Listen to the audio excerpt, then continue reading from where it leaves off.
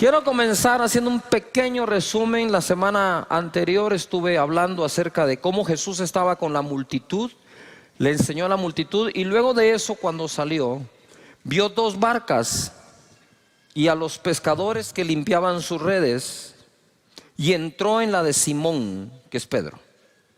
Primero, podemos sentirnos a veces parte de una multitud, y para serles francos, sentirnos parte de una multitud a veces nos hace sentir solos. Pero debemos de comprender que la multitud siguió a Jesús.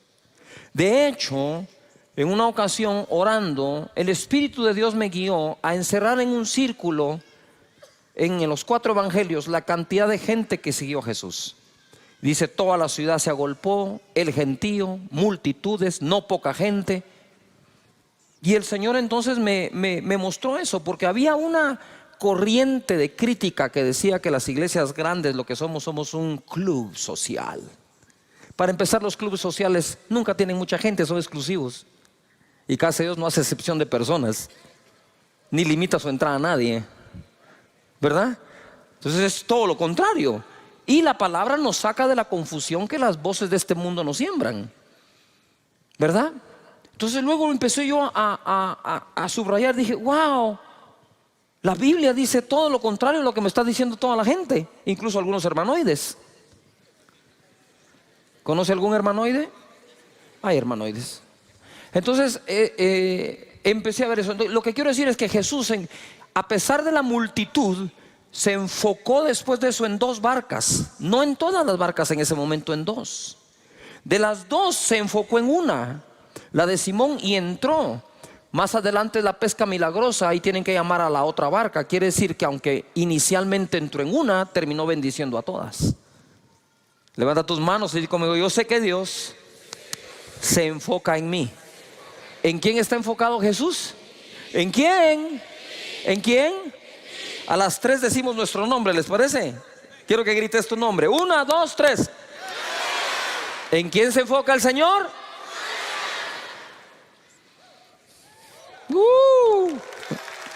Él se enfocó. Pero después de la pesca milagrosa hay cosas que reparar. La barca se estaban hundiendo, están llenas de agua. Esas las puede reparar un pescador, un experto en barcas. Las redes se rompieron, hay que repararlas.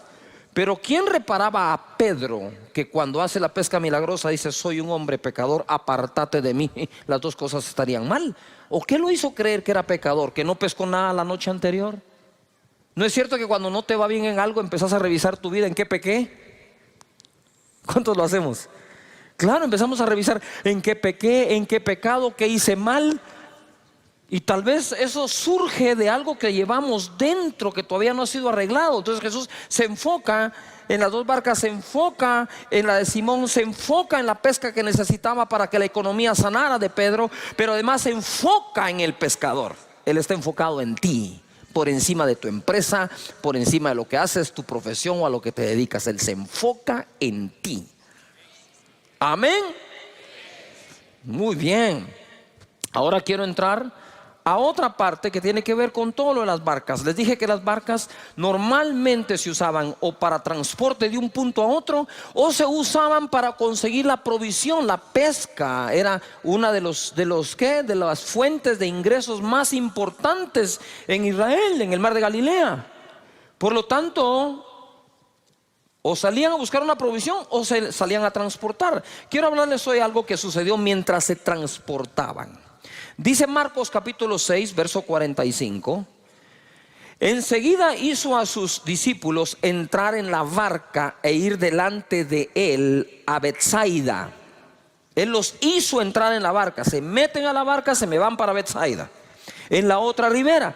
Entre tanto que él despedía a la multitud. Y después que los hubo despedido, se fue al monte a orar.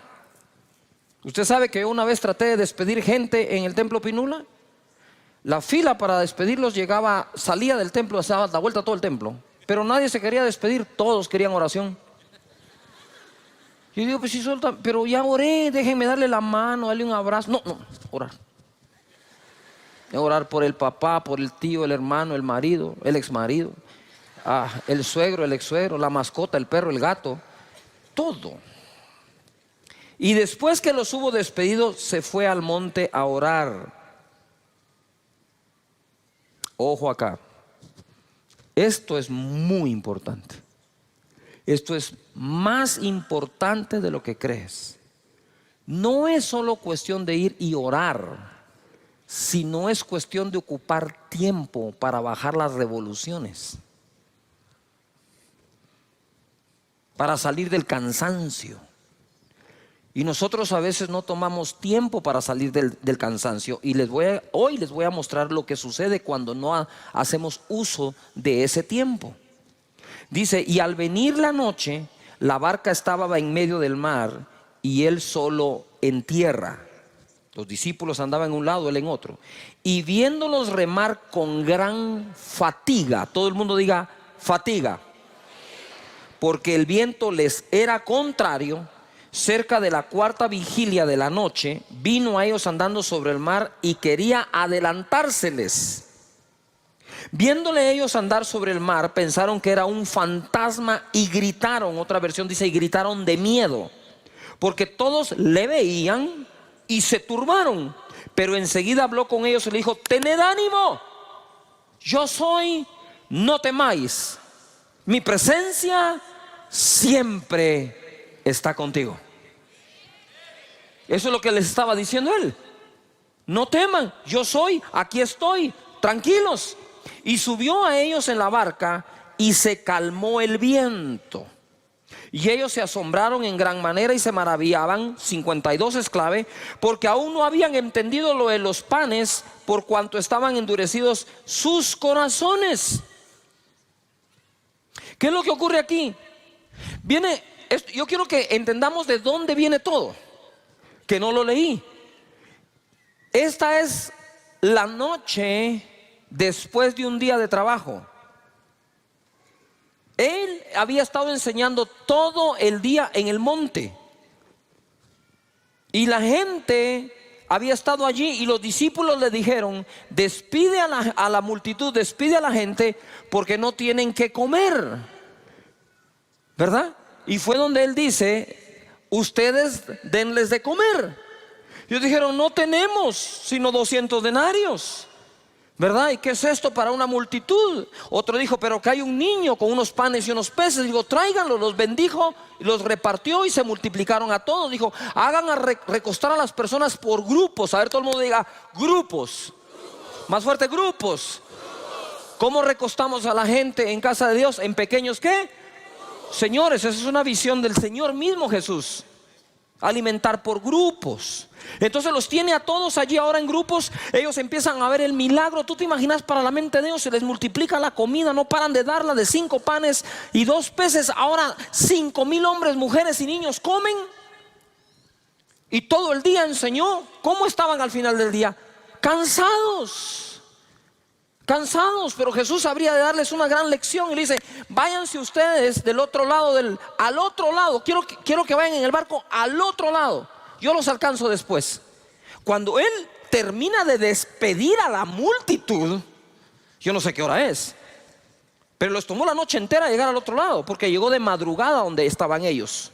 Entonces ahora viene él y despide a la multitud y piensa, estoy seguro, debo correr a alcanzar a estos porque ya van a llegar del otro lado. Sin embargo, hace una parada y dice, no, voy a subir al monte a orar. Voy a subir al monte a orar. Tengo que reparar mis fuerzas, porque el agotamiento, señores, es un serio peligro para el manejo de nuestros pensamientos, emociones y toma de decisión. Abusamos el día de reposo utilizándolo para lo que Dios nos dejó. Dios te dice 6 días trabaja, 1 no me trabajas. Y Jesús lo aplicó. Si tú quieres seguirlo 7 días dándole, dale. Nada más te voy a recomendar que vayas donde los psicólogos a que te den una tu terapia y que te saquen de donde te vas a meter. Yuhu. Jesús trabajaba duro, pero nunca se quemó. Entonces, nota esto. Primero se transportan. Él dice que se les quiso adelantar. Como todo líder, ¿verdad? Necesita ir adelante a veces. Y él se les quiso adelantar. Pero creo que cuando vio la situación dijo, aquí no vale la pena que me adelante, mejor me lo subo al bote ellos también. Ahora, ojo acá. Ellos están allí y dice la palabra que cuando Jesús los vio, ellos estaban fatigados. Diga de nuevo, fatiga. Espérame, ellos no estaban cansados. Ellos estaban, ¿qué? ¿Cómo estaban? Fatigados. Tenían una fatiga. Y dice una gran fatiga. Porque estaban remando. Pero estaban remando contra el viento. Nunca va a ser lo mismo remar con el viento a favor que remar con el viento en contra. Y nosotros tenemos épocas en donde el viento sopla a nuestro favor y épocas en donde el viento sopla en contra, no a nuestro favor, en contra nuestra. En contra de la familia, en contra de tu persona, en contra de tu llamado, en contra de tu servicio, en contra de tu servicio profesional, en contra de tu oficina. Y hay vientos que son contrarios, vientos en la economía, vientos en la política, vientos en cualquier tipo. Se crean ambientes en donde remar cuesta mucho. Ahora ellos estaban fatigados y llega Jesús y dice la palabra que se espantaron. Ellos creían que era un fantasma. Cuando estás fatigado, cuando no has hecho tiempo para meditar en su palabra, para reposar en él, lo que es tu salvación, tú lo miras como una amenaza. Lo que es el Salvador, tú lo miras como un fantasma. Así solemos verlo, porque la fatiga, el cansancio, incluso emocional, distorsiona la manera en que podemos ver las cosas. ¿De qué manera veo? Muchas veces veo de acuerdo al estado de ánimo que tengo. Nosotros muchas veces, aunque no querramos, en nuestra naturaleza respondemos desde nuestro estado de ánimo. Tenía una conversación con alguien con el estado de ánimo bajo y decís, uy, esto va contra el viento. Entonces, viento en contra, remando. Lo hubieran aguantado mejor si no hubieran pasado el día entero sirviendo. Pero es que pasaron todo el día sirviendo a 5,000 hombres, más mujeres, más niños. Y todavía encima de eso iban confundidos porque no habían entendido todavía lo de los panes y los peces. Mira, hay milagros que no entendemos cómo van a pasar y otros milagros que no entendemos cómo pasaron.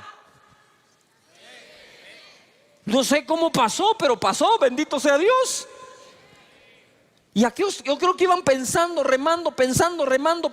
Imagínate ese agotamiento. Tengo un agotamiento mental y un agotamiento físico. El viento está en contra. Empiezo a querer cualquier cosa, no voy a llegar a la orilla, se va a hundir la barca, peor si viene una tormenta, aquí ya no tenemos cómo, que no nos agarre mal parado este día.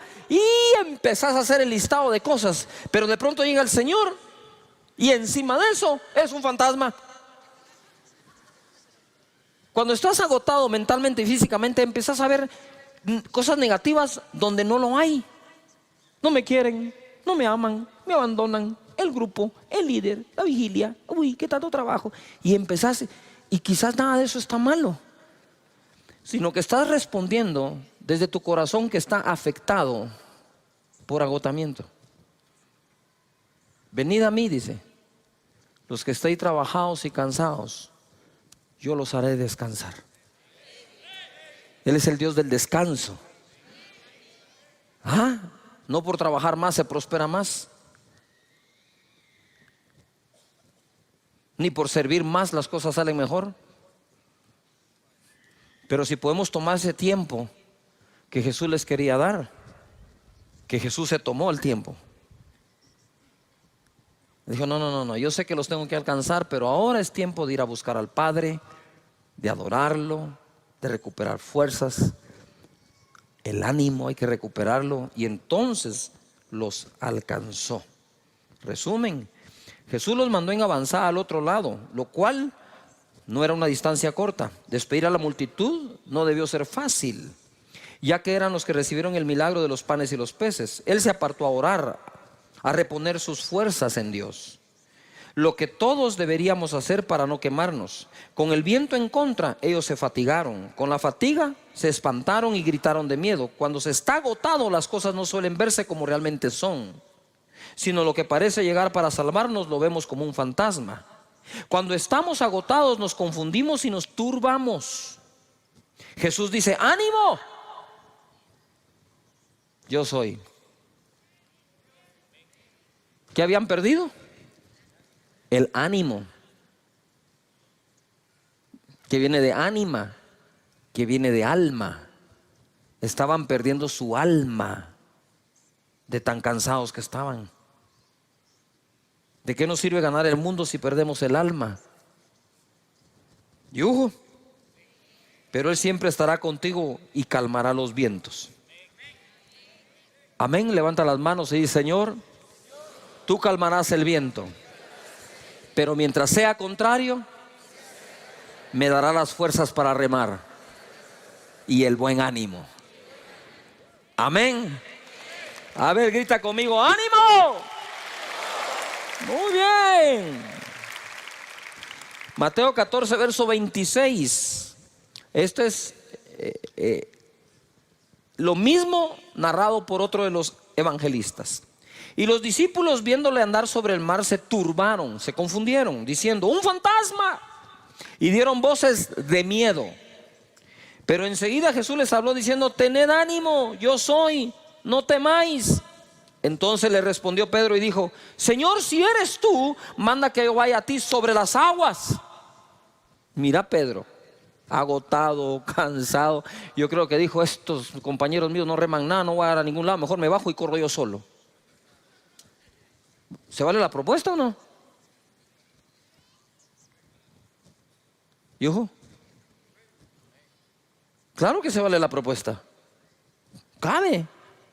Y él le dijo: ven. Y descendiendo Pedro de la barca, andaba sobre las aguas para ir a Jesús. Pero al ver el fuerte viento,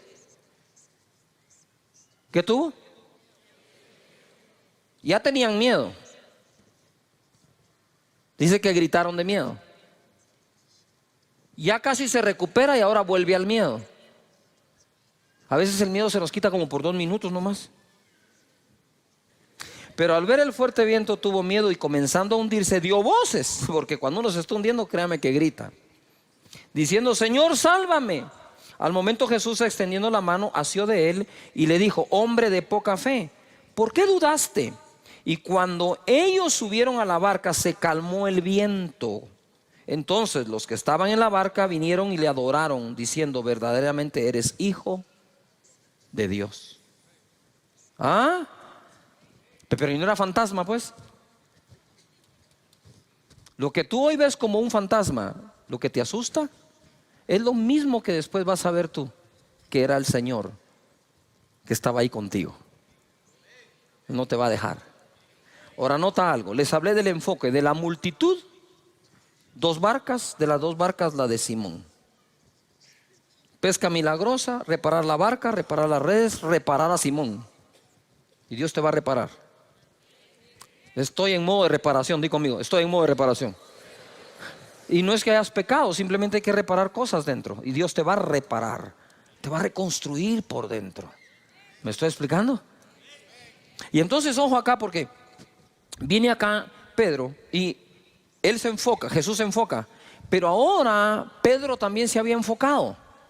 ¿Qué hizo Pedro? Pedro viene y se enfocó en Jesús. Es un fantasma, tengan ánimo, yo soy. Y Pedro le responde: si eres tú, tú dijiste que eres tú, tú dijiste eso, ahora si eres tú, manda que yo vaya sobre las aguas. Ven, le dijo, y le dio una prueba de que era él. O sea, ya estaba comprobado, si es él, hay que cobrar nuevo ánimo, no temer, no temas. Entonces él se baja, empieza a caminar por la fe, ¿verdad? Y cuando empieza a desenfocarse, empieza a ver el fuerte viento, tiene miedo y entonces se hunde. Ustedes saben que en casi todos los deportes se habla de la anticipación visual. Anticipación visual es cuando tú anticipas visualmente lo que viene o lo que habrá de venir. Y son diferentes cosas. Por ejemplo, ¿verdad? Cuando un futbolista corre, él debe levantar la cabeza para ver a dónde va el centro. Solo levanta la cabeza. Es impresionante cómo tu cuerpo, tu cerebro, agarra distancia, fuerza, altura, velocidad, efecto. Y una vez lo mira, ¡pah!, patean la bola a la cabeza del que vio. Eso es en distancia corta, mediana o aún larga. ¿Ha visto esos que patean la bola de un extremo a otro de la cancha y al pecho del otro futbolista? ¿Y cómo así? Porque la anticipación visual prepara todo tu cuerpo para actuar. En el tenis no le puedes quitar la vista a la pelota. Aun cuando pegas aquí, viendo, cuidado, el golf, pegas y tienes que dejar la cabeza ahí porque tenías que tener tu mirada ahí. En el esquí siempre esquías 3, 4 curvas adelante. Normalmente en el esquí no esquías el presente, esquías el futuro. No puedes poner la vista acá. ¿Has visto tú a los equilibristas? Van en el equilibrio, no van viendo la cuerda. Si voltean a ver la cuerda, se caen. Tú no tenés que poner tu mirada donde pones los pies. Tú tenés que llevar los pies a donde pusiste tu mirada.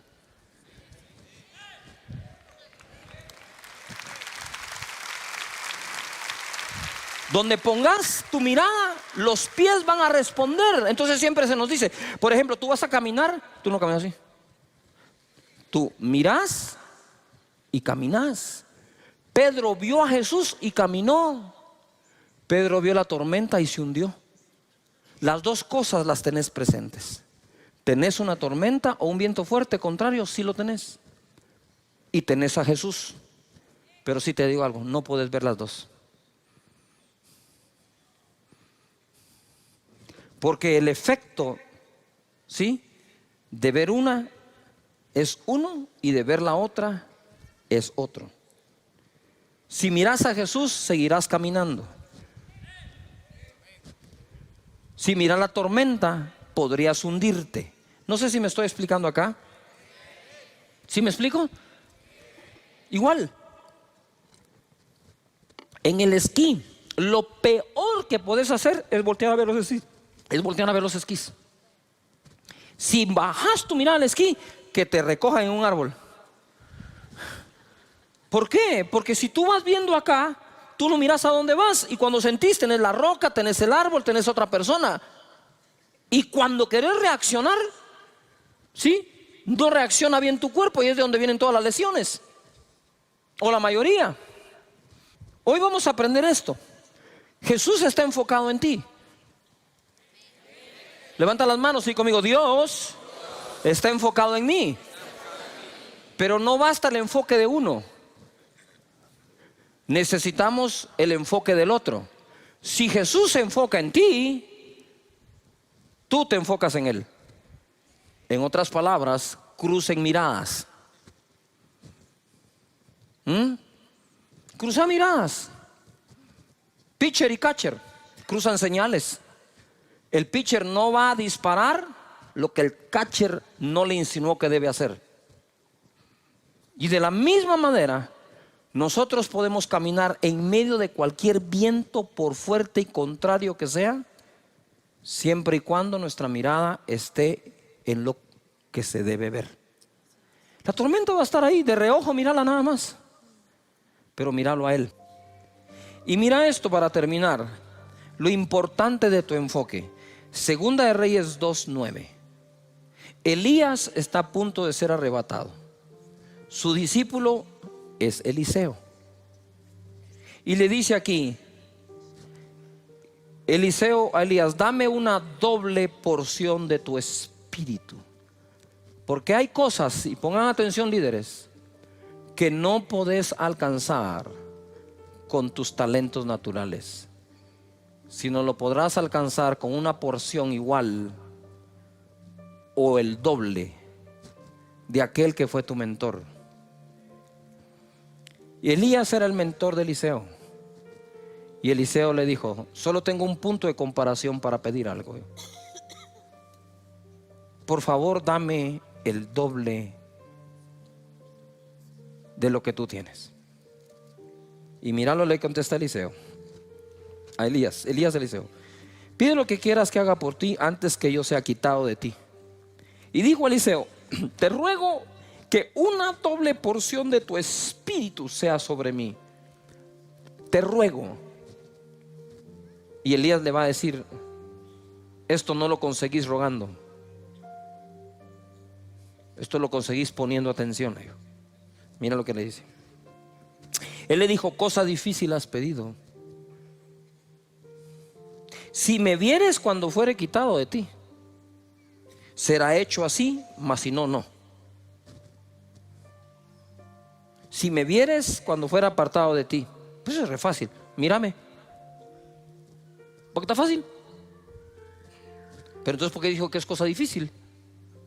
Por lo que ocurre después, dice: y aconteció que yendo ellos y hablando, he aquí un carro de fuego, con caballos de fuego, apartó a los dos, se puso en medio, y Elías subió al cielo en un torbellino. Viéndolo Eliseo,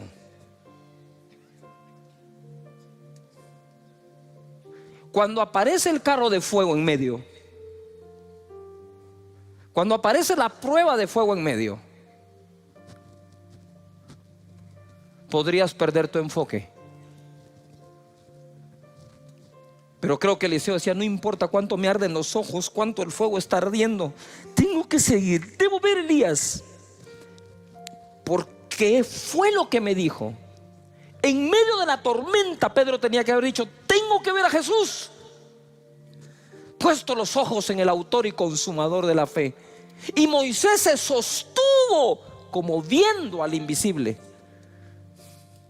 Nos sostiene lo que vemos o nos hunde lo que vemos, y las dos cosas están presentes para que escojas: el fuego del carro y Elías, el fuerte viento y Jesús, la persecución de los egipcios o el invisible. Siempre estarán las dos opciones para que escojas.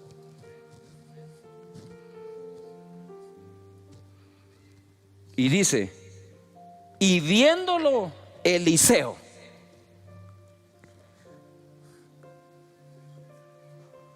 ¿Cuántos van a poner su mirada en Jesús todo el tiempo?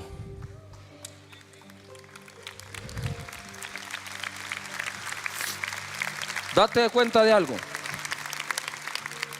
¿Por qué ver a Elías? ¿Por qué ver a Elías si fue el miedoso que se fue a esconder en una cueva ante la amenaza de una mujer?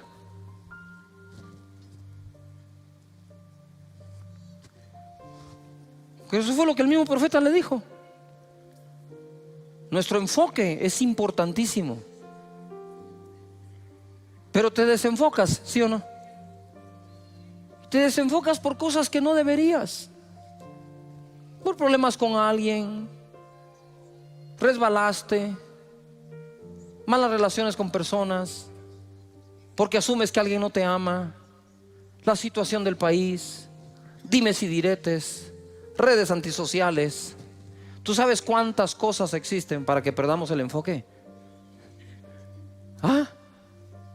Mira, en la barca o fuera de la barca, no apartes tu mirada de Jesús. La presencia siempre irá contigo. Propósito de la serie o temporada es que vivas seguro que Dios no te deja ni te abandona.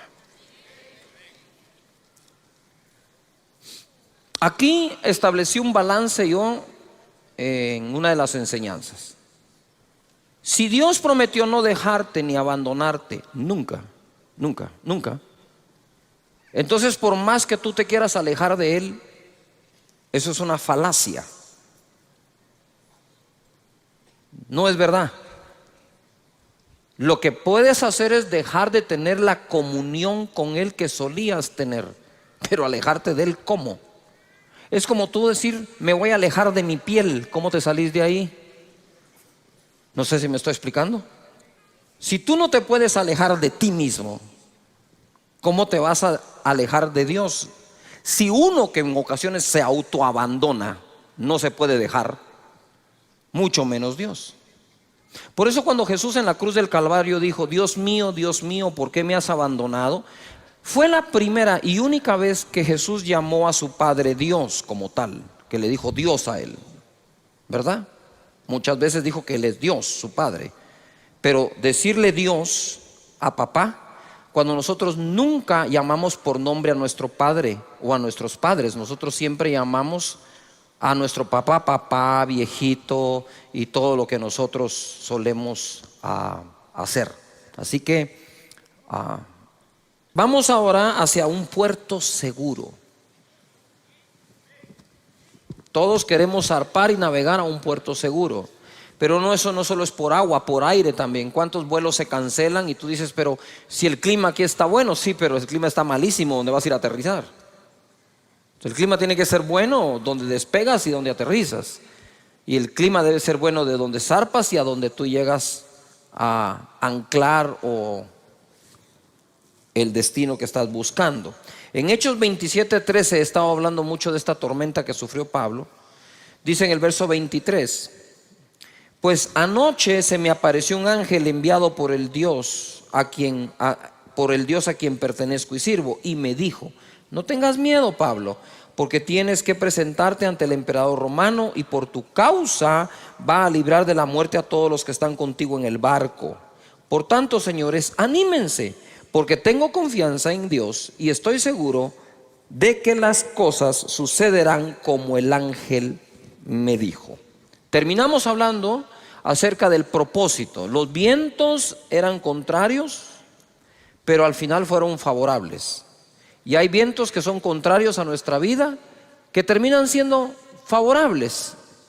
Son vientos que al final nos favorecen. Lo que pasa es que durante la tormenta no estamos pensando que lo que nos está pasando pueda ser favorable, pero está escrito que todas las cosas ayudan a bien a los que aman a Dios, a los que han sido llamados de acuerdo a su propósito. Quisiera que en voz alta digas propósito. Si Dios tiene un propósito para ti con los planes de bien y no de mal, para hacerte al final el bien que estás esperando, debes de reposar, descansar, confiar plenamente en que hasta los vientos contrarios te llevan al puerto seguro, que es donde Dios te quiere tener, que es lo que Dios quiere hacer. Entonces ahora vemos acá, ellos se tuvieron que dejar llevar porque ya no pudieron, era demasiado el viento, y por más timón que tenían, pues había que agarrar para donde el viento los estaba llevando, ¿no? Aún así, por impetuoso que sea el viento, podés controlarlo con un timón. Todas las grandes naves tienen timón. Así que confía en el propósito de Dios. Confía que hay cosas que parecen malas pero te llevan a bien. Todo ayuda bien a los que aman a Dios. Y quiero hacer un paréntesis acá. Muchos de ustedes tienen una profesión. ¿Cuántos tienen una profesión definida? Te hayas graduado o no, pero estás ejerciendo una profesión. Quiero ver a todos los que tenemos una profesión. Mira cuánto profesional. Que no te engañe tu profesión, hombre. Porque cuando fallan las cosas en tu profesión, querés meter a Dios en la profesión, en lugar de preguntarle a Dios qué otra cosa podés hacer. No sé si me estoy explicando. Eres dentista, te quiebras la mano, no la puedes volver a mover. ¿Qué vas a hacer? Pues te vas a tener que inventar algo. Ah, no, esto que es lo que yo sé hacer. Porque la profesión, cuando por fin la tienes, te amplía el horizonte. Más adelante dice, de aquí no pasás. Es la fe lo que nos saca adelante, por encima de la profesión. Porque no siempre se termina ejerciendo la que uno estudió toda la vida. La vida puede cambiar. Hay circunstancias que nunca escogimos nosotros y nos llegan del puro aire, como decimos. Entonces la fe detona la capacidad de adaptación que nosotros podamos tener en esta vida. Pero si tu mente está allí, es más, tu mente no, te lo voy a hablar claro, tu orgullo está allí en lo que más sabes hacer, pero lo que más sabes hacer no te está dando de comer, aprendí a hacer otra cosa por la fe. Y ojo,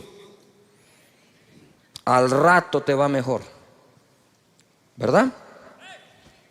Muy bien. Santiago capítulo 3 verso 2 nos va a hablar del timón de la nave. ¿Cuál es el timón de la nave? Santiago 3:2 dice: porque todos ofendemos muchas veces. A ver, ¿cuántos de ustedes alguna vez han sido ofendidos por alguien? Quiero ver la mano. Todos los que han sido ofendidos. ¿Cuántos de ustedes han ofendido a alguien? Quiero ver todos los que hemos ofendido a alguien. Deje la mano ahí levantada. Si usted ofendió sin querer, la mayoría de las veces, levánteme la otra mano. ¿Por qué no piensa así cuando lo ofenden? ¿Ya se dio cuenta que todos aceptamos que la mayoría de las veces ofendimos sin querer? Pero cuando nos ofenden no es sin querer, ¿va? Lo planeó. Tengo que encontrar la libreta donde lo he escrito. Y empezás con esa tu teoría de conspiración. El timón de la nave dice: todos ofendemos muchas veces. Si todos ofendemos muchas veces, la inteligencia emocional bien desarrollada es vital. Aprender a perdonar y dejar eso en el pasado. Si alguno no ofende en palabra, este es varón perfecto, capaz también de refrenar todo el cuerpo. Quiere decir que si puedo llegar a refrenar mi boca, puedo refrenar todo. He aquí nosotros ponemos freno en la boca de los caballos para que nos obedezcan y dirijamos así todo el cuerpo. Mirad también las naves, aunque tan grandes y llevadas de impetuosos vientos, son gobernadas con un muy pequeño timón por donde el que las gobierna quiere. Yo quisiera que me pongan algunas fotografías de ejemplos de timón. Muy bien, ustedes pueden ver ahí es un avión gigante. Pero ustedes saben ahora, la vez pasada me entraron a una cabina para que viera. Ustedes pueden ver ahora el timón. Sí, es un pequeño stick. Cuando yo entré y vi eso dije: ¿y con eso vas a manejar este chunche? Sí, me dijo. Y la verdad, ni con esto, me dijo. Apacha un botón y esto despega, vuela y aterriza solo. Y entonces, ¿para qué te pagan a vos? Le dije: pues por si no funciona. Pero uno entra a un avión de ese tamaño y mira, dice uno: ¿qué pasó con el timón? Este es el timón ahora. ¿Cómo puede llevar usted el control de un avión que puede llegar casi a la velocidad del sonido con ese pequeño timoncito? Pues así es. Es como la palanca, puede ser pequeña, puede mover el mundo. Siguiente ejemplo. Mira un carro de Fórmula 1, 320 kilómetros por hora. 320 kilómetros por hora. Si cuando uno acelera en esos carros potentes a más de 100 de un solo, siente que el estómago lo dejó tirado, en esto a saber qué se debe sentir, pues. Usted sabe que los niños, acá tenemos miembro de la congregación, un joven de 12 años en go-kart va a 130 kilómetros por hora. 130. Este va a 320, 340. Y miren el timón. Y en ese timón lleva el control de todo. Pero deje ese gran carro con potencia. Lo más seguro es que usted tenga un auto que ya le sube volumen al radio, que verdad que ya le apacha unos botoncitos, ya lleva más controles. O sea, como que el control no lo dejan en el timón, el gobierno de la nave. Aquí hay otro ejemplo, ¿verdad? Caballo. Ahí está, el freno. Así que no siempre funciona esa onda del freno, ¿verdad? Pero no podemos negar que con eso se guía a un caballo. Y aún toda bestia animal puede ser domesticada por el hombre. Dice la palabra acá que es gobernada por un pequeño timón por donde el que las gobierna quiere. Levanta las manos y di conmigo: yo puedo llegar a gobernar mi vida por donde yo quiero.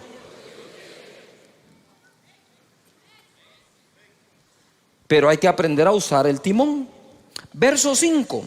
Así también la lengua es un miembro pequeño, ¿verdad? Aunque nosotros siempre tenemos a un amigo que es lengua larga, ¿verdad? Lengua viperina. Pero ¿qué lengua es este, ¿verdad? Así también la lengua es un miembro pequeño, pero se jacta de grandes cosas. Es decir, es capaz de hacer grandes cosas. He aquí cuán grande bosque enciende un pequeño fuego. Basta un buen fosforazo para quemar el bosque entero. Y la lengua es un fuego. Miren lo que es la lengua. La de todos. Si no entendemos la definición que las escrituras le dan, no vamos a saber qué hacer con ella. Y dice, la lengua es un fuego, un mundo de maldad. ¡Yujú! La lengua está puesta entre nuestros miembros y contamina todo el cuerpo. Quiere decir que hay cosas que le pasan a nuestro cuerpo culpa del uso de la lengua. E inflama la rueda de la creación. Yujú. Y ella misma es inflamada por el infierno. Cuando uno lee este verso le dan ganas de arrancarlo, ¿verdad? No de subrayarlo, sino de tacharlo, porque de verdad es muy fuerte. Pequeño verso que me está diciendo, la creación es inflamada por la lengua, pero la lengua es inflamada a su vez por el infierno. Por eso dice que es un mundo de ¿qué? Maldad. ¿Qué es lo que quiero decir con eso? Es, si nosotros comprendemos y aceptamos esto, entenderemos la importancia de su uso. ¿A cuántos han metido en problemas por un lenguazo, como decimos, verdad? ¿Sí? Y la otra pregunta es, ¿en cuántos problemas te has metido cuando has dicho algo? También. Entonces hay que aprender a hacer uso de eso, hasta en las comunicaciones, porque nos comunicamos hablando, aunque tenemos lenguaje corporal, por supuesto. Pero ¿cuándo fue la última vez que no resolvimos un conflicto con nuestra pareja, con nuestros hijos, con nuestra familia, porque usamos malas palabras, porque las ponemos donde no van, porque las entonamos como no queríamos? ¿Cuántas veces nosotros hemos dicho, uy, no, eso no es lo que quiero decir, eso no era lo que quería decir, yo no te dije eso? ¿Cuántas veces hacemos eso? La pregunta que te quiero hacer hoy es, para que la meditemos, ¿hasta dónde te ha llevado eso? ¿Hasta dónde te puede llevar eso? ¿A la destrucción de una relación? ¿De una amistad? ¿De un país? ¿Acaso no fue a través de palabras que nos han querido destruir? Palabras sacadas de contexto. La lengua, que es un mundo de ¿qué? De maldad. Pero es así.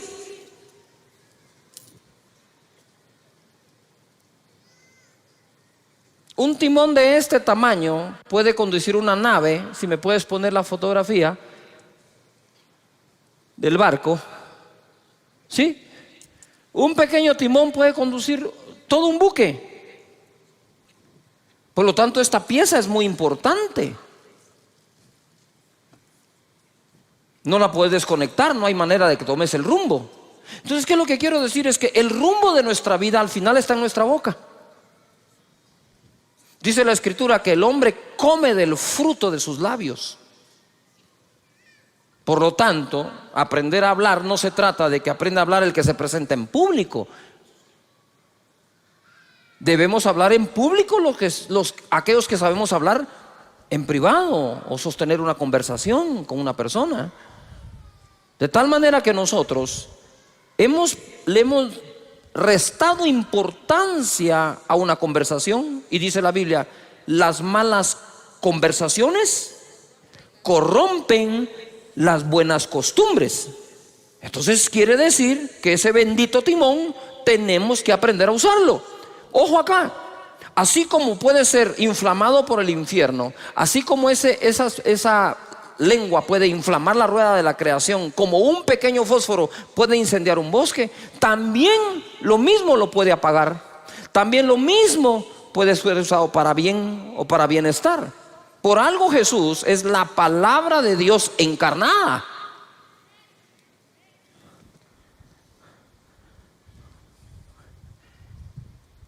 Importante entonces el uso de las palabras y la manera en que nosotros las usamos o hablamos. Verso 7: porque toda naturaleza de bestias y de aves y de serpientes y de seres del mar se doma y ha sido domada por la naturaleza humana. A mí me impresiona que esto fue escrito hace 2000 años y ya hablaba de domar a los seres del mar, a las bestias del campo y a las serpientes.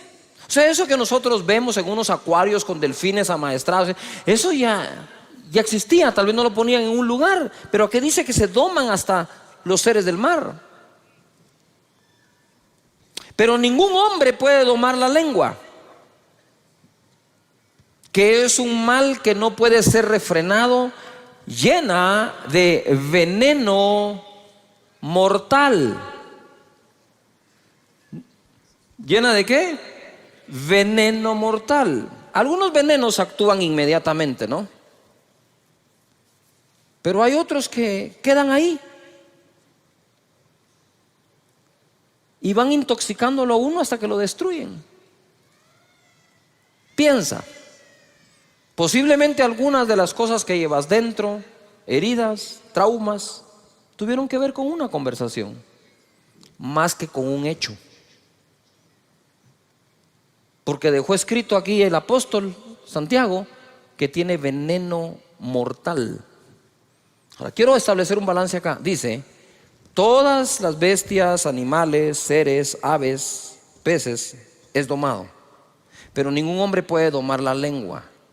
Pero date cuenta que cuando en el contexto está hablando de domar un ser ajeno a uno. Yo no puedo domar tu lengua, pero sabemos que sí podemos dominar la propia, porque entonces perderíamos esperanza y de nada sirve que Santiago escriba esto. O sea, si no tenemos esperanza con nuestra propia lengua, entonces ¿para qué leer esto? ¿Qué sentido tiene? Solo nos está dando la información que estamos amolados y seguiremos igual. Lo que está diciendo acá es: tú puedes domar un delfín, tú puedes domar una ballena, tú puedes domar un águila, tú puedes domar una serpiente, tú no puedes domar una lengua. ¿Cuál lengua? La del otro. Tú no tienes control sobre las palabras que el otro va a decir, pero tú puedes tener dominio sobre las palabras que tú vas a usar. Jesús lo demostró. Amén. Luego dice acá: con ella, por eso está aquí, con ella bendecimos al Dios y Padre. Con ella maldecimos a los hombres, ojo, que están hechos a la semejanza de Dios. Entonces yo me ponía a meditar: si yo puedo respetar a Dios, ¿por qué no puedo respetar a lo que más se asemeja a Él? Si respeto al Creador, debo respetar a la criatura. Si respeto al Creador, debo respetar la creación. Si la mejor forma de llegar a ser ecológico es respetar al Creador de la ecología. ¿Me estoy explicando acá? Porque si respeto al Creador, voy a respetar su creación. Si hablo bien del Creador, ¿por qué no hablar bien de la criatura? Si no hay persona a la que no se le encuentre alguna virtud y se pueda hablar bien de él. Pero si la costumbre es encontrar el defecto para hablar del defecto, entonces no estamos tomando dominio sobre el timón de nuestra vida. Siempre que has hablado mal de una persona, o cuando hablamos mal de alguien y aún no nos consta, ni a nosotros nos queda buen sabor. Pero cuando hablas bien de alguien, ¿cómo te sentís? Te sentís bien, Te sentiste incluso que le hiciste un bien a una persona, que el que te oyó se fue con un agrado. Qué feo es sentarse con una persona que siempre está hablando mal de algo o mal de alguien. Uno no quiere estar sentado y en un momento dice, ay, qué feo está esta onda, ¿verdad? Es como que te sirvan comida agria.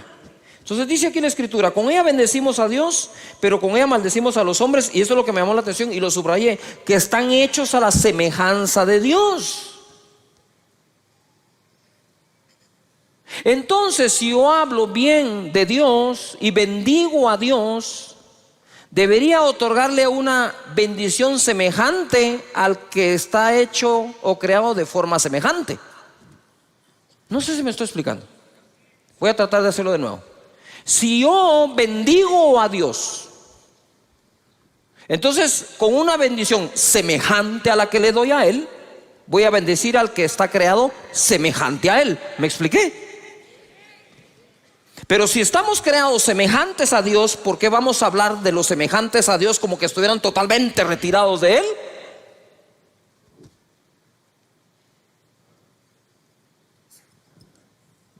Ok, lo voy a poner de otra forma. Si tú eres como creación lo más semejante a Dios, mi comentario acerca de ti debe ser lo más semejante al comentario que hago de Dios. Lo voy a decir con otras palabras, pues voy a usar las palabras. Si tú estás hecho o creado semejante a Dios, eres lo más semejante a Dios, entonces te voy a bendecir lo más semejante a como a Dios bendigo.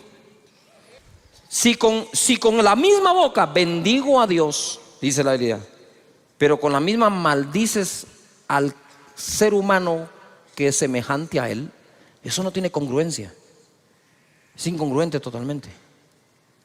Entonces, si tú eres semejante a Dios, según la Escritura, con la bendición que bendiga a Dios, con una semejante te habré de bendecir a ti, para que guardes semejanza con semejanza. No sé si me estoy explicando.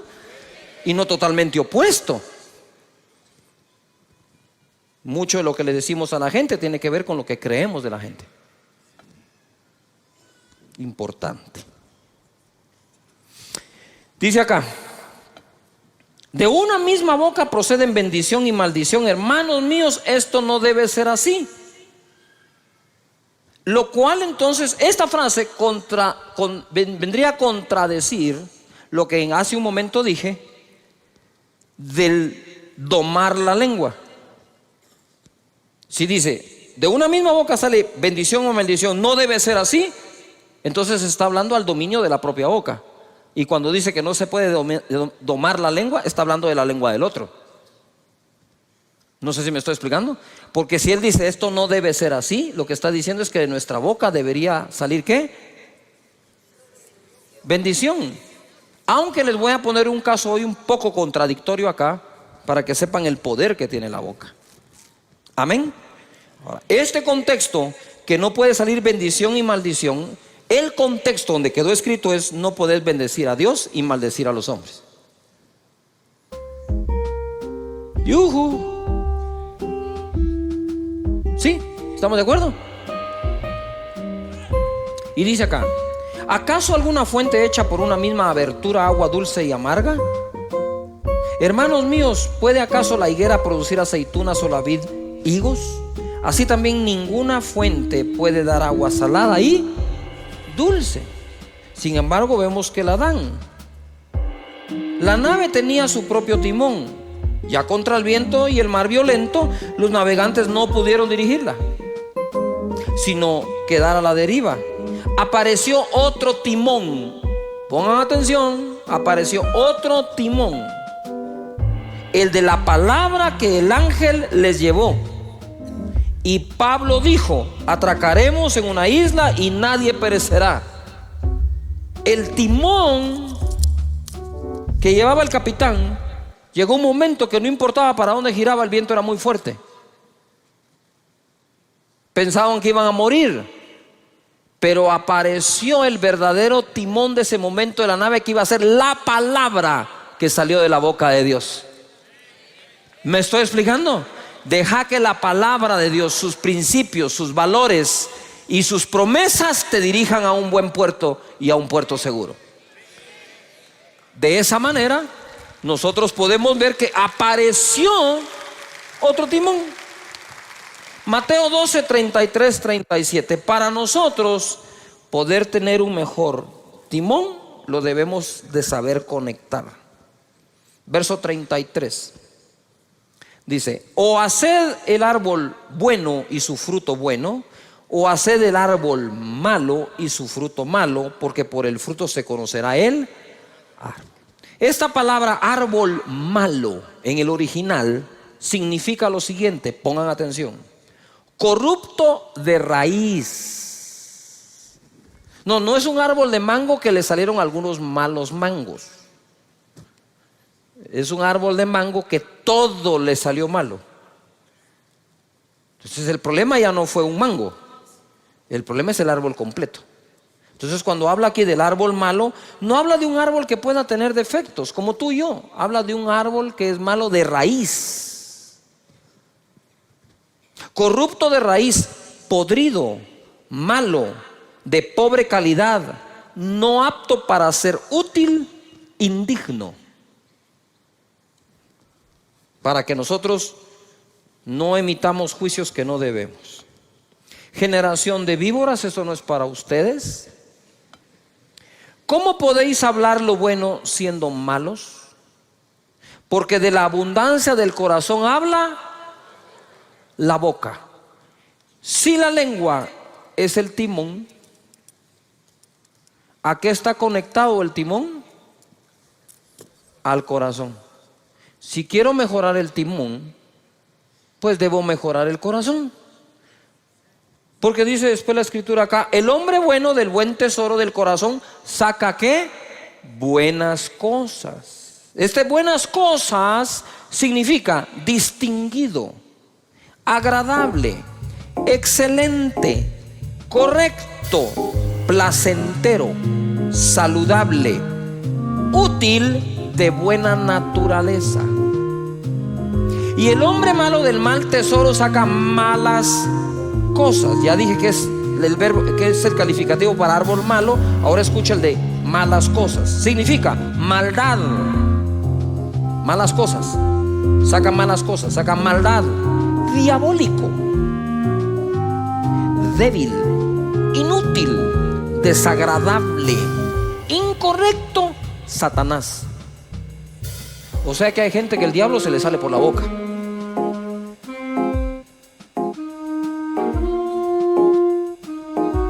Mas yo os digo que de toda palabra ociosa que hablen los hombres, de ella darán cuenta en el día del juicio. Ociosa significa inútil, pereza, infructuoso, no productivo. Verso 37: porque por tus palabras serás justificado y por tus palabras serás ¿qué? Condenado.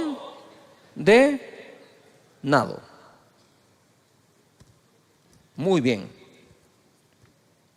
Reparando el timón, voy rapidito ahora, Mateo 12, 33, 37, el mismo pasaje pero en la palabra de Dios para todos. Verso 33: decidan si el árbol es bueno y el fruto es bueno, o si el árbol malo y el fruto es malo. El árbol se conoce por sus frutos. A ver, todos digan fuerte: decidir. ¿Qué tenemos que tomar hoy? ¿Una qué?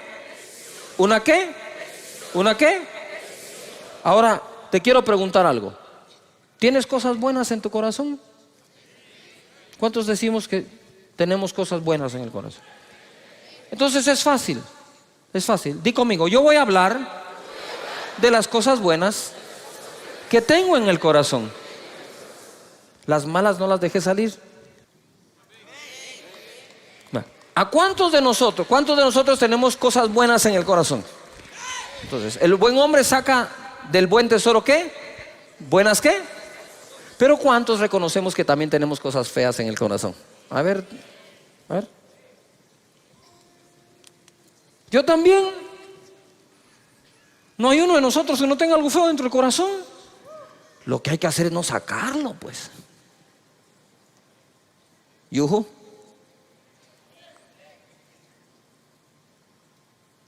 Tratarlo, sanarlo.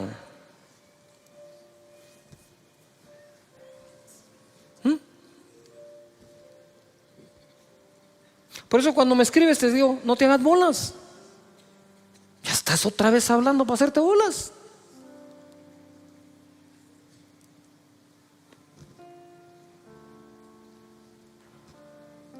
¿Yuhu?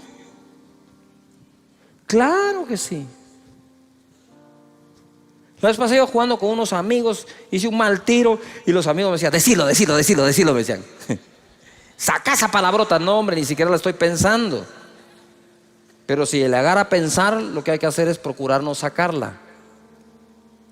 Todavía están acá. Porque todos tenemos cosas buenas y cosas malas dentro.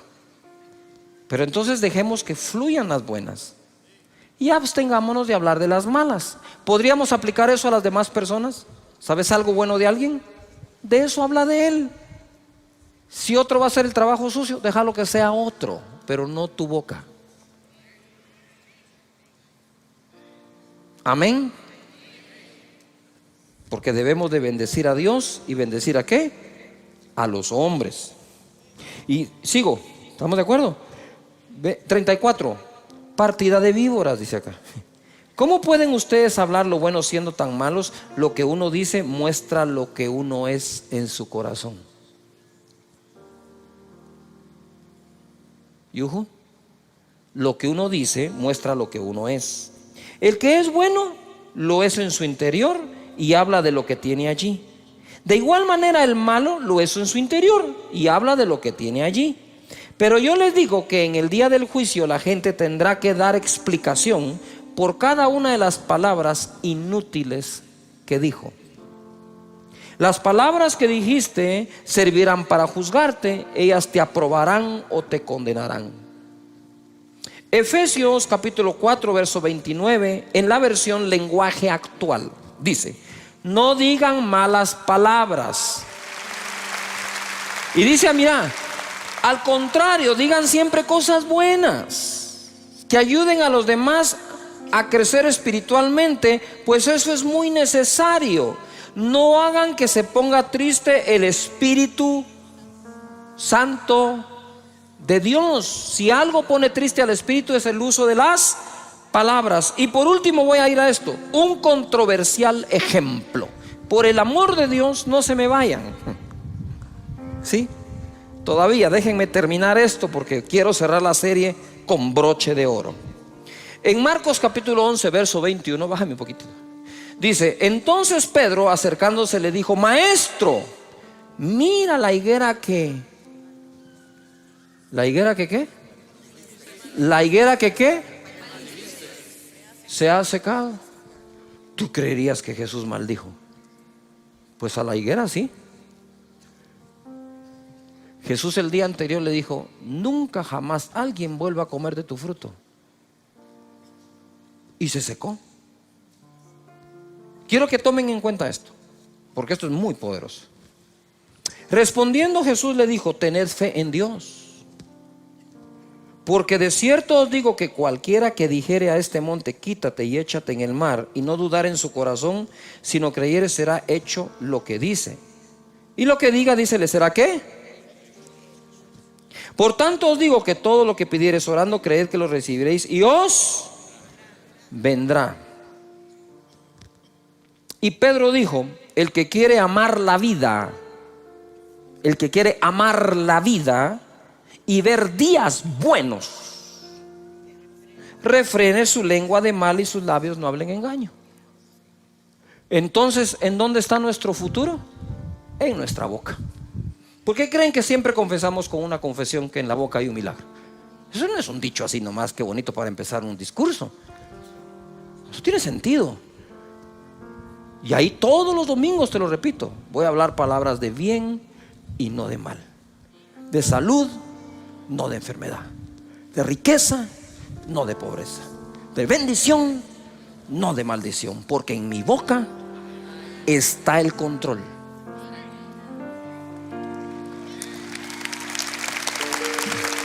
Ahora oí esto. Esto está así. Viene Jesús, y para darte un ejemplo de lo poderoso que puede ser tu boca, que lo que digas creyendo, eso es lo que va a ocurrir. Entonces lo primero que tengo que hacer es ejercitar mi corazón en total confianza en Dios, para que cuando conecte la boca al corazón, de la abundancia del corazón hable la boca. De la abundancia de la confianza que le tengo a Dios, mi boca va a hablar. Es que no hay trabajo.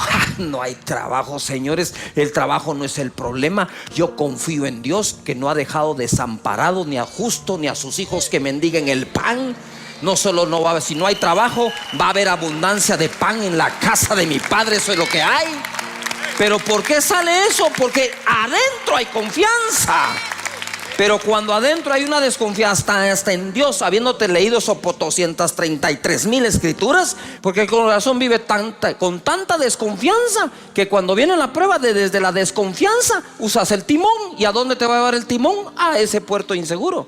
Pero cuando tenés total confianza en Dios y sus promesas, y como dijo mi hijo hace unos cuantos domingos, dijo: Dios tiene planes de bien y no de mal. Pero por encima de confiar que el plan es bueno, hay que confiar que el planificador es mejor.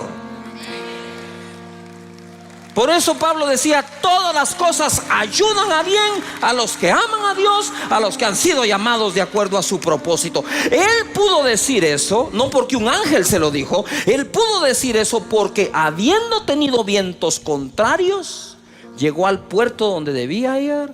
Llegó a una isla donde incluso una serpiente lo mordió. Y no hay serpiente que te vaya a detener del cumplimiento de tu propósito en esta vida. Ahora voy, ¿verdad?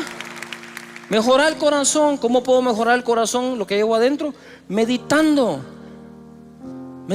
Dios es bueno, su misericordia es para siempre, su gracia es sobreabundante, nunca me ha dejado, nunca me dejará.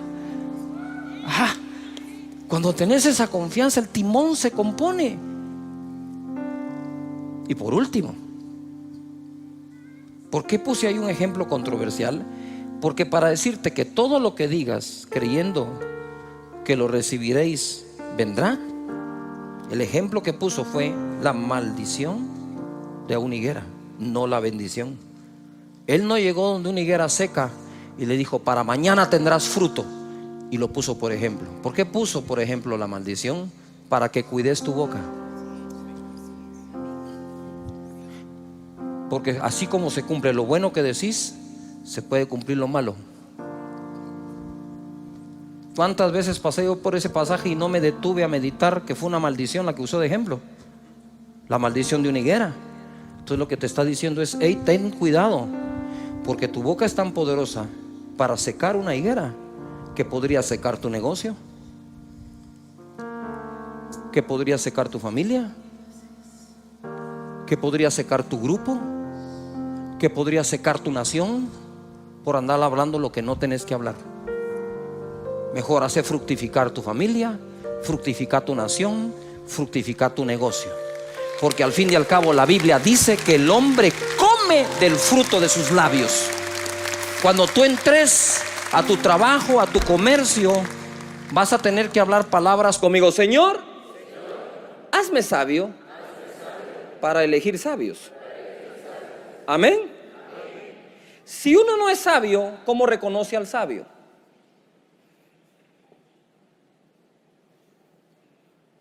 Yuhu. Tenemos que ser sabios, porque si somos sabios es porque tenemos sabiduría. Y entonces, a través de la sabiduría, reconoces la sabiduría en otros. Este proceso de elegir gobernantes es importante que nosotros los ciudadanos, crezcamos y maduremos para entonces de forma madura elegir a los gobernantes. Ahora, no basta elegir a una cabeza adecuadamente, tenemos que elegir al resto también. Mira lo que dice aquí la palabra: cuando Moisés es electo por Dios para liberar al pueblo de Israel del yugo de los egipcios, le da este consejo en Éxodo 18:20. Y enseña a ellos las ordenanzas y las leyes. A ver, todo el mundo diga conmigo: leyes. Diga conmigo: un país necesita leyes justas. ¿Cuántos creen que necesitamos leyes justas en cada país? Amén. La Biblia dice: enséñale al pueblo las leyes y ordenanzas y que caminen en el camino correcto. El camino correcto, uno lo camina gracias a las leyes y a las ordenanzas. Usted va en una carretera y le ponen camino sin fin, no siga. Curva peligrosa a 100 metros, frene un poco, va a pegar la cabeza en el windshield.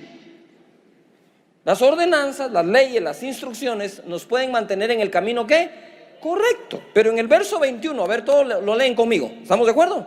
Leámoslo pues, dice así: además, escoge tú de entre todo el pueblo varones de ¿qué? Virtud, temerosos de Dios, varones de verdad, que aborrezcan la avaricia, y ponlos sobre el pueblo por jefes de millares, de centenas, de 50 y de 10. Todo el mundo diga organización. Ahora tenían leyes, tenían organización, pero necesitaban las personas que califiquen para esa organización bajo esas leyes. ¿Todavía está acá? Esto es hermoso. Le dice, además de enseñarle las leyes, debes escoger personas. Entonces, si logramos nosotros con la oración pedirle a Dios que nos dé un sistema de leyes justas con las personas correctas y los ciudadanos correctos, tendremos una nación justa. Amén. ¿Cuántos están dispuestos a poner su granito de arena en lo que a ti te toca para que esta nación sea leída como una nación de justicia? Amén. Muy bien. Entonces mira lo que dice aquí: que sean temerosos de Dios, varones de verdad, que aborrezcan la avaricia, porque los hijos, ¿qué le pasó a los hijos de Samuel? Por la avaricia aceptaron el soborno, corrompieron ¿qué? Corrompieron el derecho. Muy bien. Proverbios 11:14 dice así: donde no hay dirección sabia, todo el mundo diga sabia. No basta dirección, si cualquiera puede dirigir, pero a veces dirigimos sin poner la sabiduría. Dice, donde no hay dirección sabia, ¿caerá quién? El pueblo. No solo caen los gobernantes, hermanos, el pueblo puede caer. Se derrumba una nación. Luego dice, mas en la multitud de ¿qué? Consejeros, ¿hay qué? ¿Hay qué? Muy bien. Entonces cuando uno va a elegir un presidente, debe de procurar a través de lo que se pueda y de quien se pueda averiguar si los consejeros de esas personas realmente son sabios, porque en ese consejo sabio lo que hay es seguridad. Y si queremos una nación con seguridad, lo que necesitamos es una nación sabia, que cuente con buen consejo, oportuno, a tiempo, correcto. Que la gente cuando vaya a hacer algo, alguien le diga, eso no es de Dios. Y el otro va a decir, pero eso conviene, aunque convenga, no importa que convenga, si no es de Dios, no, porque el principio de la sabiduría es el temor de Jehová. Si no tememos a Dios, no podemos gobernar. ¿Cómo así temer a Dios? Es un respeto a Dios, porque la tierra, la plenitud y todo lo que en ella hay, ¿sí? El propietario es Dios. Si el propietario es Dios, a Dios le vamos a dar ¿qué? Las cuentas.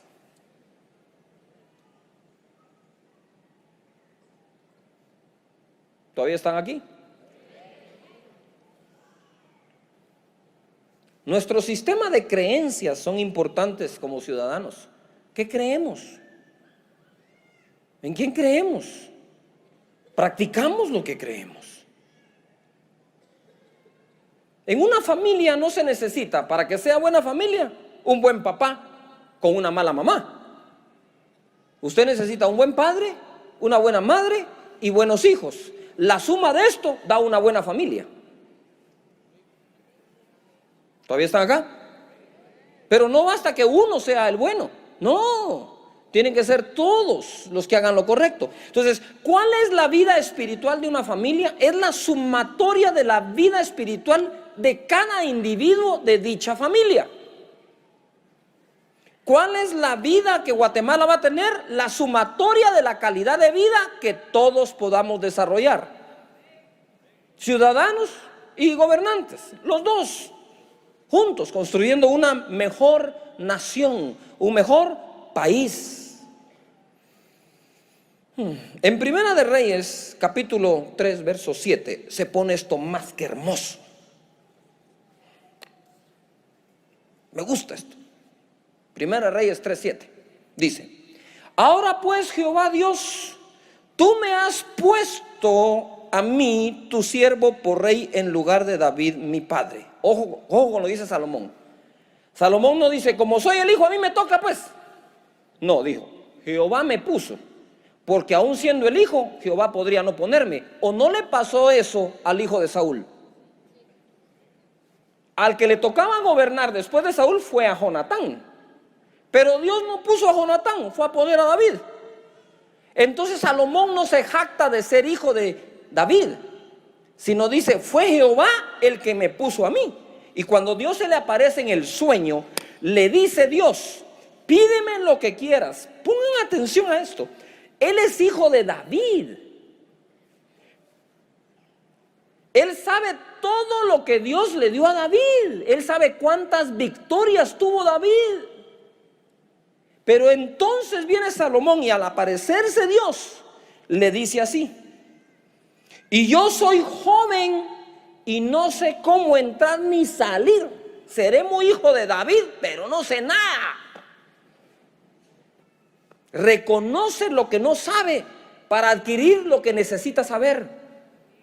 No hay peor cosa que la prepotencia en algún gobernante o candidato ofreciendo que todo lo va a resolver, porque él y todos nosotros sabemos que no es posible. Y yo soy joven y no sé cómo entrar y salir. Era un joven sin experiencia, pero con el temor de Jehová. Porque si no hubiera tenido el temor de Dios, ni siquiera le dice, soy joven y no sé hacerlo. Respetó a Dios en ese momento. Y en el verso 8 dice, y tu siervo está en medio de tu pueblo al cual tú escogiste, un pueblo grande que no se puede contar ni numerar por su multitud. Da pues a tu siervo corazón entendido para juzgar a tu pueblo y para discernir entre lo bueno y lo malo, porque ¿quién podrá gobernar este pueblo tan grande? Digan conmigo fuerte, enfoque. Salomón estaba enfocado a lo que Dios lo había llamado. Me pusiste para gobernar y siendo sincero, Señor, no sé cómo hacerlo. Por lo tanto, dame un corazón entendido para que mi juicio sea sabio y pueda gobernar a un pueblo tan grande, numeroso. Ni siquiera tengo el censo, no sé cuántos son, Señor. Por favor, dame sabiduría.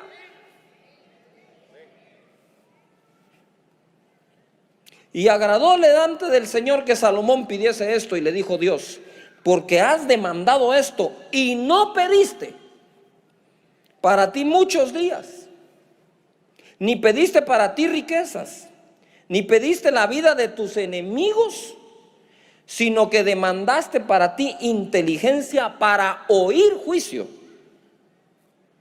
He aquí lo he hecho conforme a tus palabras. He aquí que te he dado corazón sabio y entendido, tanto que no ha habido antes de ti otro como tú, ni después de ti se levantará otro como tú. 13. Y aún también te he dado las cosas que no pediste, riquezas y gloria, de tal manera que entre los reyes ninguno haya como tú en todos tus días. Ponga atención. ¿Qué le pasó a los hijos de Samuel? Fueron presos de la avaricia, soborno, corrompieron ¿qué? El derecho, porque lo que andaban buscando en el cargo era ¿qué? Riqueza. Y cuando Salomón le pide sabiduría para hacer su oficio y su trabajo bien, entonces Dios le dice, además te daré la riqueza. Dios encuentre para este país gente deseosa de gobernar verdaderamente con sabiduría y que no se preocupe de sus riquezas, porque si a Dios obedece, también le dará riquezas. También lo va a bendecir.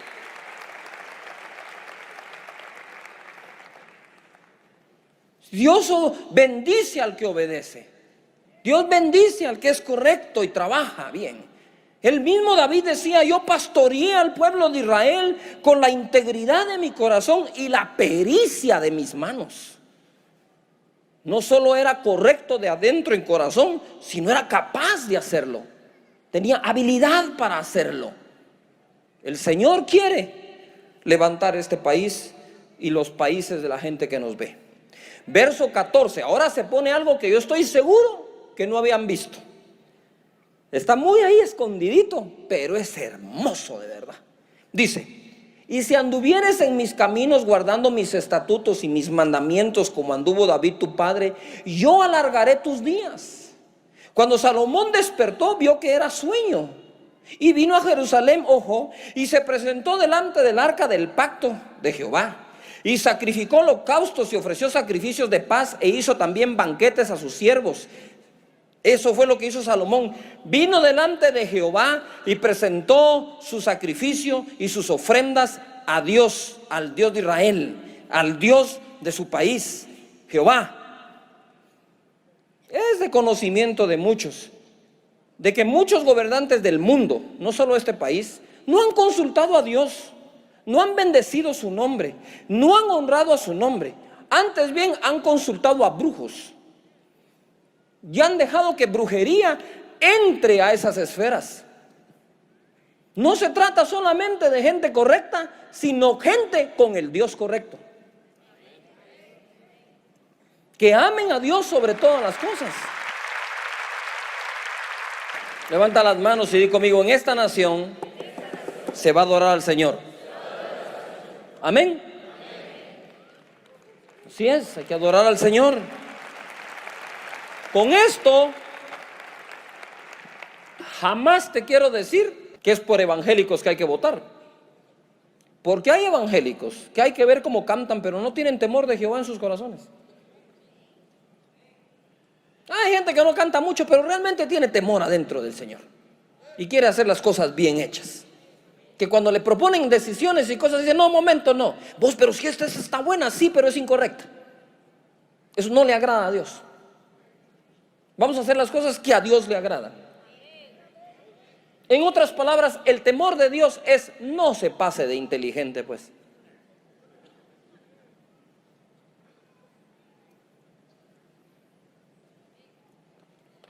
No se requiere ser muy inteligente, pero se requiere respetar a Dios. De Dios es esta tierra. De Dios es.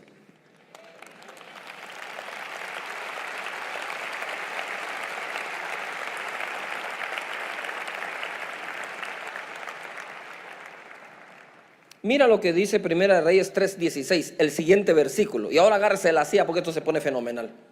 Y dice aquí: en aquel tiempo vinieron al rey 2 mujeres rameras y se presentaron delante de él para que juzgara un caso. ¿Cuál era el caso? Pero pongan atención, el caso era este. Llegan las 2 rameras y una le cuenta la historia. Mira, le dice: yo tuve un bebé, a los pocos días mi compañera tuvo su bebé, y pasado un tiempo una de ellas se durmió sobre su bebé y murió. Entonces ella le dijo: cuando yo vi a mi bebé que estaba muerto y le presté atención, vi que no era el mío. A mí me cambiaron el bebé, ¿verdad? Y la otra dijo: no, ese es tu bebé, el que está vivo es el mío si estaba en mi cama. Y empezaron a discutir ellas, ¿verdad? ¿De quién era ese bebé? Y viene Salomón, la historia ustedes la conocen, y dice: ¿saben qué? Traigan el bebé y pártanlo a la mitad. Denle la mitad a una y la mitad a la otra. Y entonces la verdadera madre levanta la mano y dice: no, denle el bebé a la otra, pero no lo maten. Y Salomón dice: ella es la verdadera madre, désenlo. El primer caso que va a juzgar como gobernante Salomón es el de una ramera. ¿Quién le haría hoy justicia a una prostituta?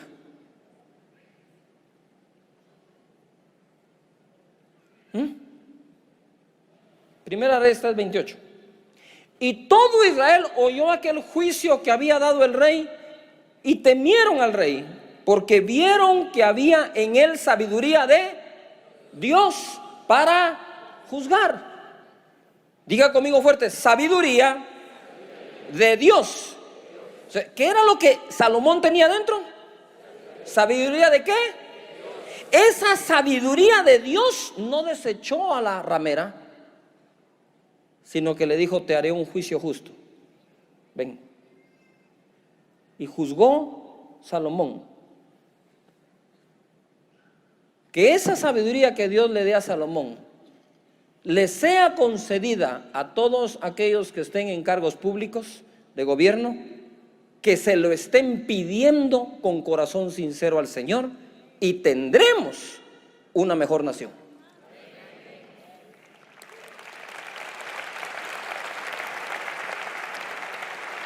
No se trata, señores, de ser católico evangélico. En este caso se trata de ser sabios, de tener la sabiduría de Dios.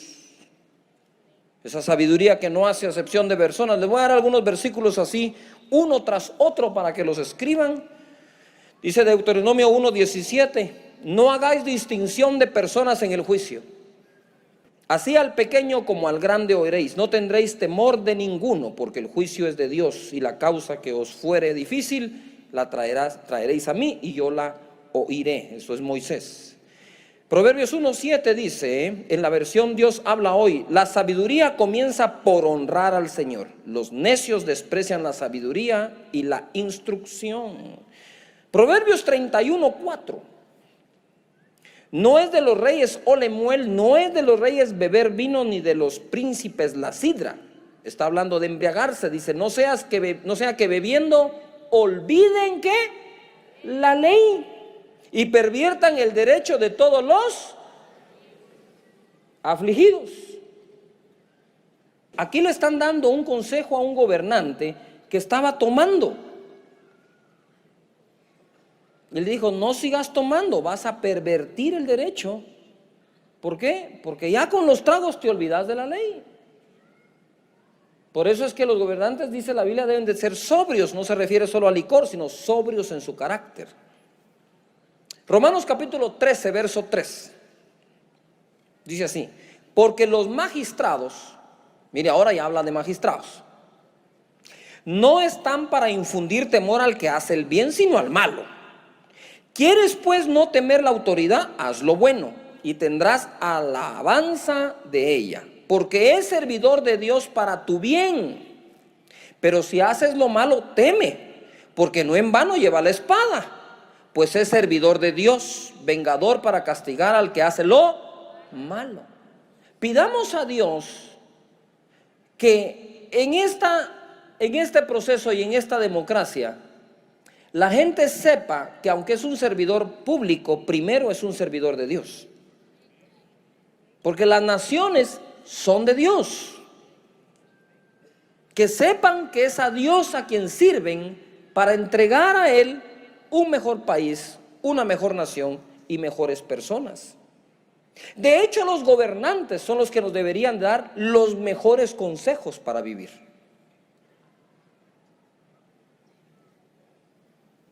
Como era en este tiempo.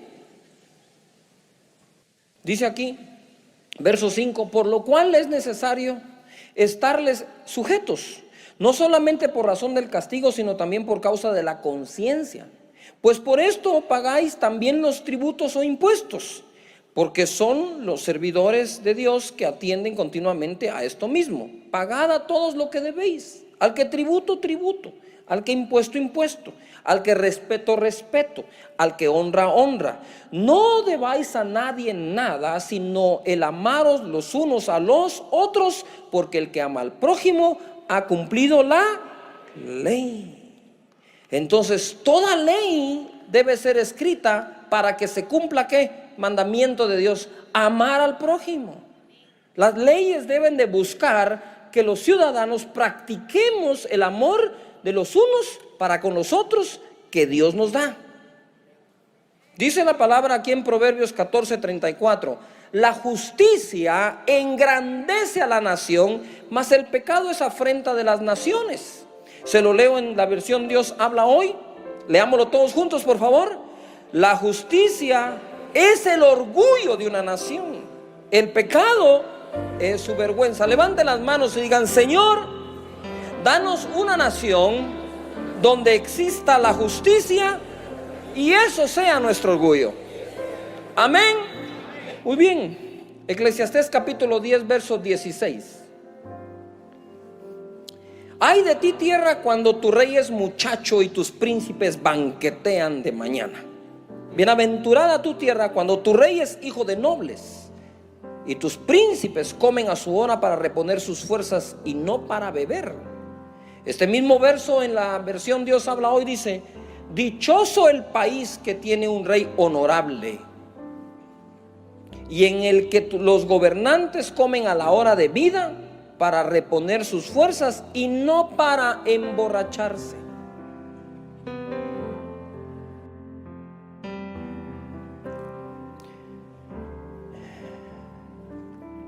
Ahí mismo en Romanos 13 verso 9 dice: porque no adulterarás, no matarás, no hurtarás, no dirás falso testimonio, no codiciarás, y cualquier otro mandamiento en esta sentencia se resume: amarás a tu prójimo como a ti mismo.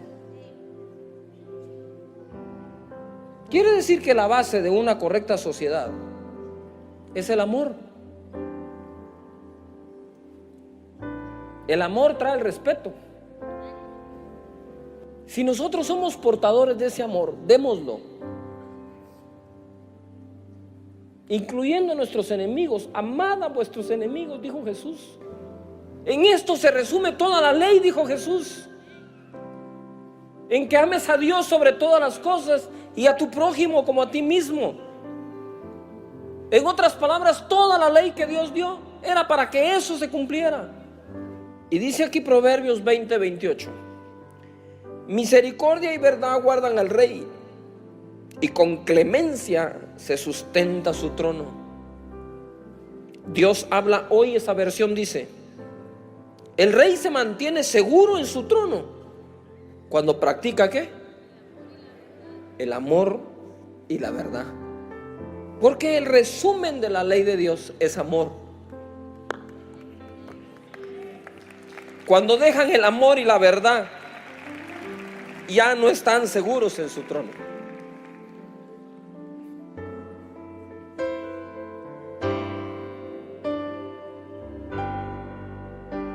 ¿Qué tenemos que practicar? El amor y ¿qué?